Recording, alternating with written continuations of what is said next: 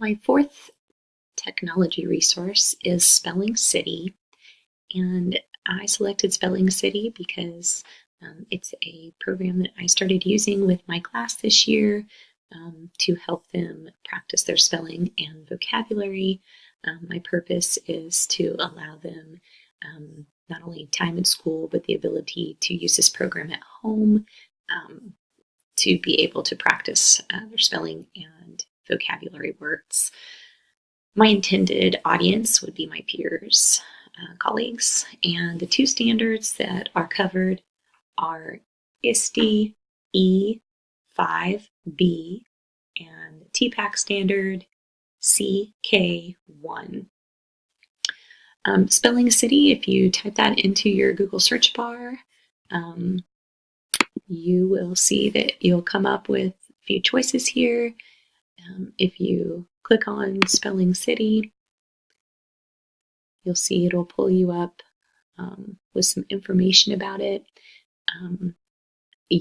As with most of these, you can upgrade and get more information if you would like to pay for it with a premium membership, but I just use the free version. You can register pretty easily. Same thing, just your basic information, email, and create a password. Once that happens, you can go ahead and log on. When you log in, you will get, it'll take you first to list management, where you have some options. You can definitely just come over and create a list. So you can type in your own list. So if you have different lists or specific lists or just different words that you want to use, you can just create that on your own. If you click it, it'll just allow you to name the list and put a description, maybe what skills that list is covering. And then you can, of course, just keep adding words. Select a grade level that this is for. What I ended up using for list management, which if you come up here and click it again, there are some different choices here. I ended up using this year because I found that you could import lists, which is wonderful if you have a program that you've purchased through your school that, for example, if you hit creating a curriculum and reading program lists, you can choose if your program is here. My school uses journeys, and so I was able to simply click on this, and it would allow me to go and choose my my lists that I wanted to import, and also the vocabulary that goes along with my series was also there. So it was amazingly easy to import those lists.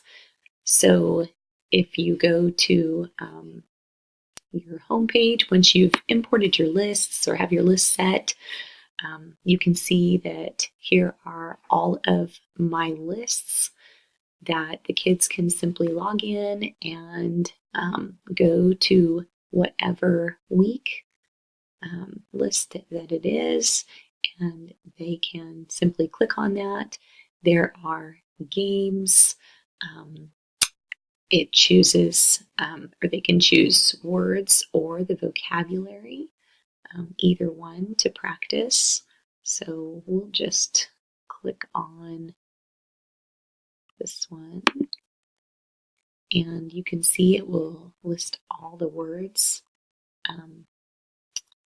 for them.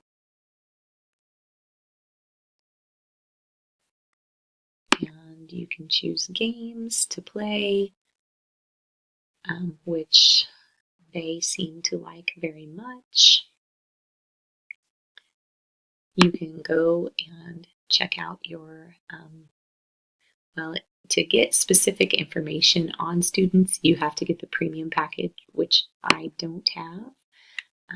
I pretty much just use this as a way that my students can log on and practice. So I really don't keep information about their progress.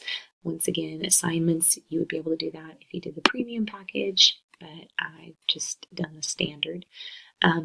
Your homepage will show at the top your URL, so it's easy for kids to just bookmark this and use this whenever they have some time. I try to assign a little bit of time each week for them to work on it. But of course, the beautiful thing is that they can also get on at home. So I encourage parents to have their kiddos get on and practice their words at home. So this is a fun and easy resource to sign up for that the kids really enjoy.